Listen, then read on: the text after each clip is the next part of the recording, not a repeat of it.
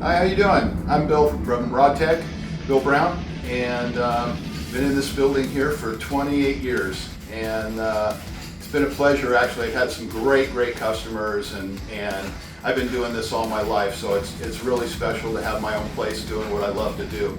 And I pretty much started out at home in the garage, and I was at the racetrack. I got a dash plaque that my mom and my dad used to race a '58 Corvette.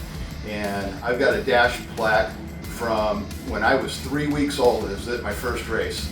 And so I've been in a racing background forever, and did offshore racing, boat engines, and then went to Indianapolis with Danny Ongais and Drino and did the IndyCar thing, and came back and was building Formula Atlantic engines and some Trans Am car engines for Tom Gloy, and won the championship there, won a whole bunch of offshore boat championships, and kind of was overbuilding motors though, and I wanted to get back to what I really loved, and that's hot rods.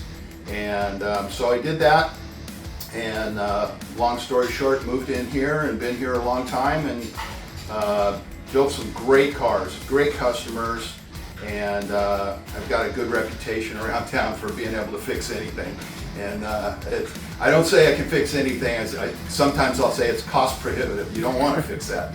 But yeah, we do a lot of neat work, and I just want to say a second about the RevX products.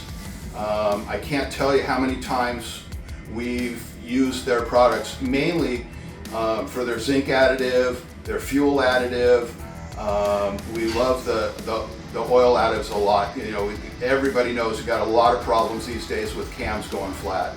Even when you buy the best parts and you think you're buying the proper oil and all that, you have to be diligent, and every single oil change has to be with zinc in it.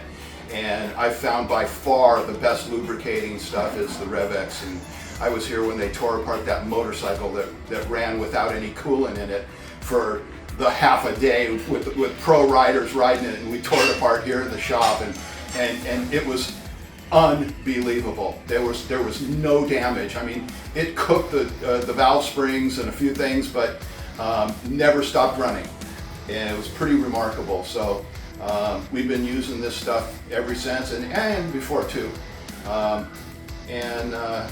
That's pretty much it. I just wanted to introduce myself.